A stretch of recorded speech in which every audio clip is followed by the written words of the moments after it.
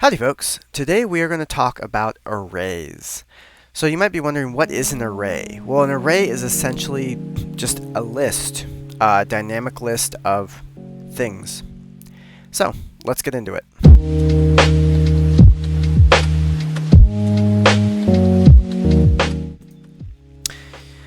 Let's say that I had a bunch of names that I was kind of trying to keep track of. So I could have name equals Bob, and if I want another name, maybe name 2 equals Tom, 3 equals Jenny. Whoops. Well, you can see now I've done name 2 twice. I've had to keep incrementing my variables. If I want to do something with all 3 of these names, I'd have to write code that went through all 3 names. Which, with 3 names, isn't the biggest deal. But then let's say that I wanted to add a 4th name. Well, then I'd have to go and update all that code to deal with the 4th name, right?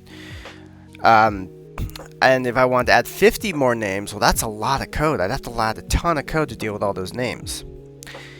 Instead, we can use what's called an array.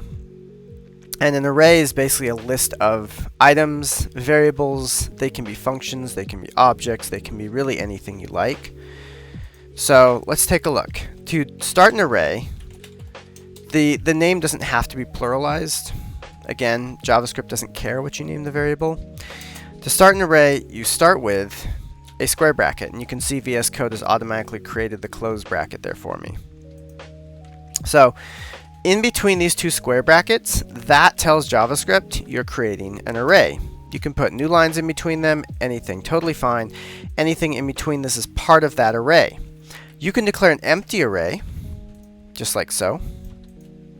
And let's console log that array. Let's see what it looks like. You can see it just comes back and says, oh, that's an array, it's empty. What if we want to put something in it? Well, there's 2 ways. We can start it off initialized with values. So to do that, first we would put each value separated by a comma. So you notice that Bob, comma, Tom, because what that comma tells JavaScript is, hey, we're ready to move on to the next value of the array. Now when I print that out, oops, I'm not console logging it.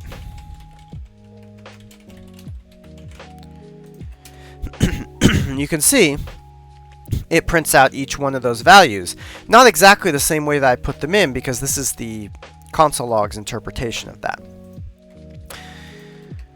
This is much more useful because if I want to add another name, I just put it in here. Whoops, not settings. Just like that. And now all of a sudden I have 4 names in my array. Well, this is all well and good, but how do we get these out?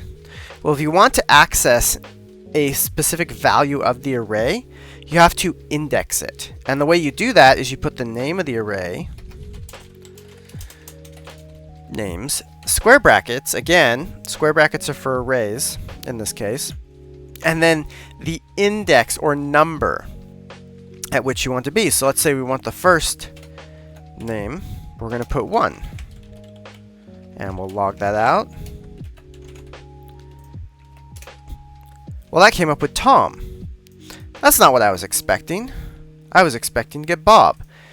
Bob is the first element in the array. So when I asked for the first element, why was I not getting Bob?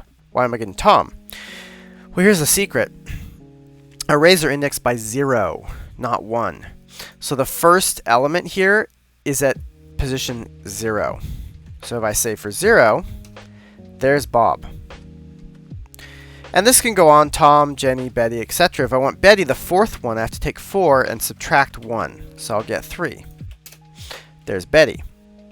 That's just how arrays are. There is a reason for it, but it's kind of technical, and I don't want to get into it right now. Okay, so now we can get specific names, but that just kind of means we're back where we started. I can go, okay, names 0, names 1, names 2, names 3. I add another name in. I'm going to have to add code to go to names 4. Right? Well, this is where loops come in. And loops and arrays actually go together really nicely, because arrays have a specific property on them called length. And so I'm going to say names.length 4. Names.length is always going to be the number of elements. So if I add another one, we have Billy in there, you can see it jumps to 5. Because now names.length is 5. It'll tell you the number of elements. So if you want to loop over an array, this is a very common loop. I equals 0, I less than names.length, I plus plus. And then let's console log I. 0, 1, 2, 3, 4. 0, 1, 2, 3, 4. So this particular form of a loop will loop over every single index in the array. If you want to access it, you use these square brackets again. Anything can actually go in these square brackets. So I can put square brackets I. Doesn't have to be a number. And now if I do that, I get all my entries. Now what's happening here? The first time the loop comes through, I is 0. So it grabs names index 0, which is Bob. Prints it out.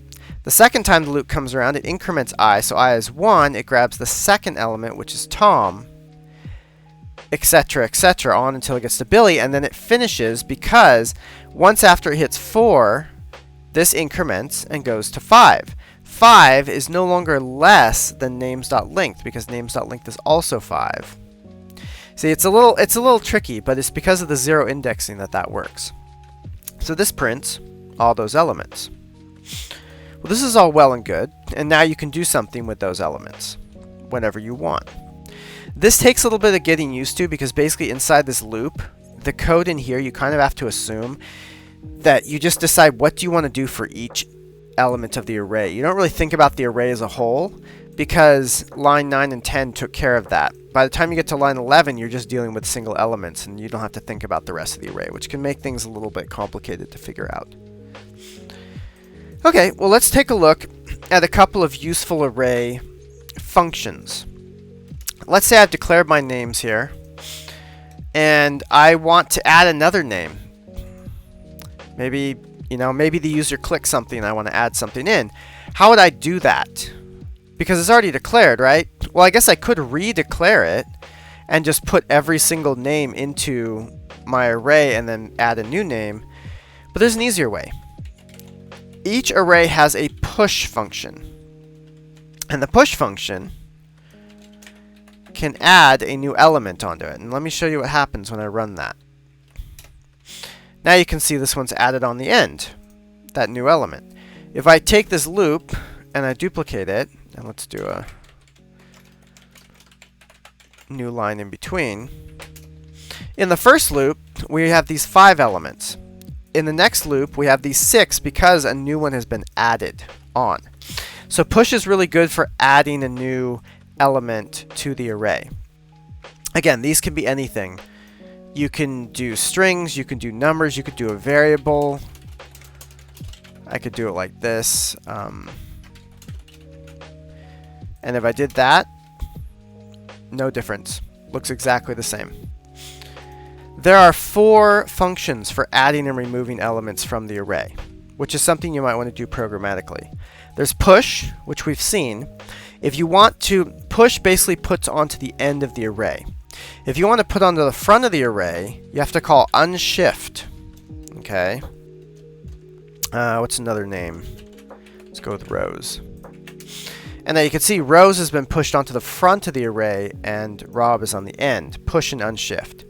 If you want to remove from the end of the array, you use pop.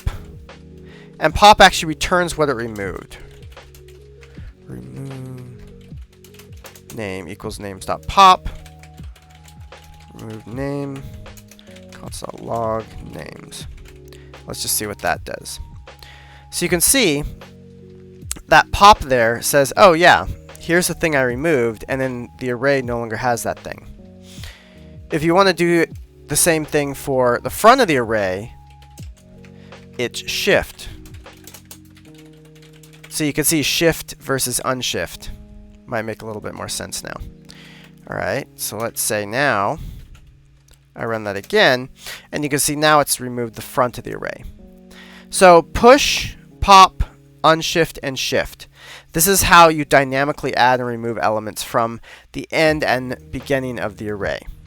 So you might be saying to yourself, what if I want to remove something from the middle of the array? You could see that being a thing.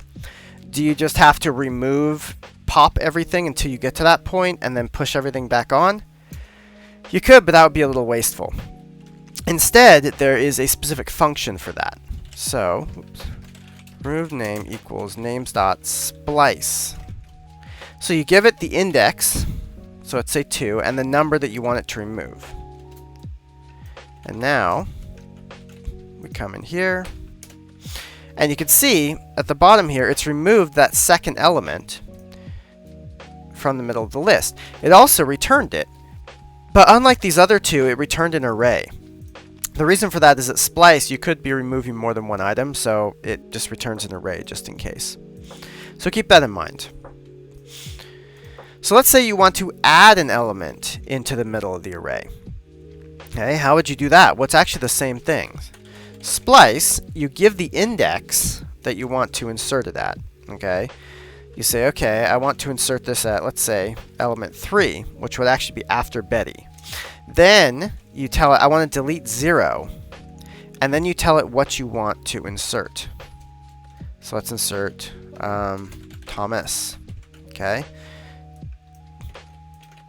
Now if we get our names, you can see now Thomas has been inserted after Betty.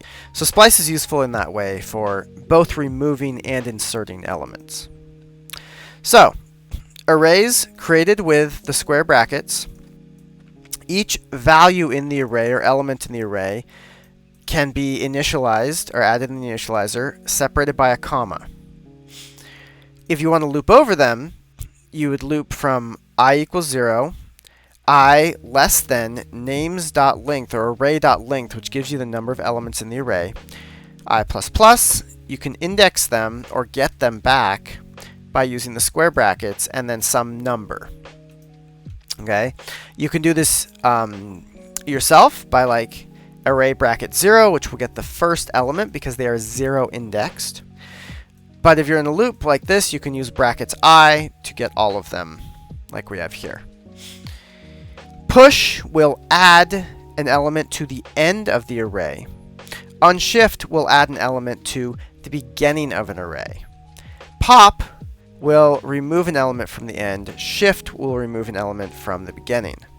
If you want to remove an element from the middle, you use splice with the index as the first argument and the second argument, the number of elements you want to remove. If you want to add an element, you again use splice with the index 0 and then the element you want to add. So, this has been arrays. Hopefully this is helpful, and I'll see you next time.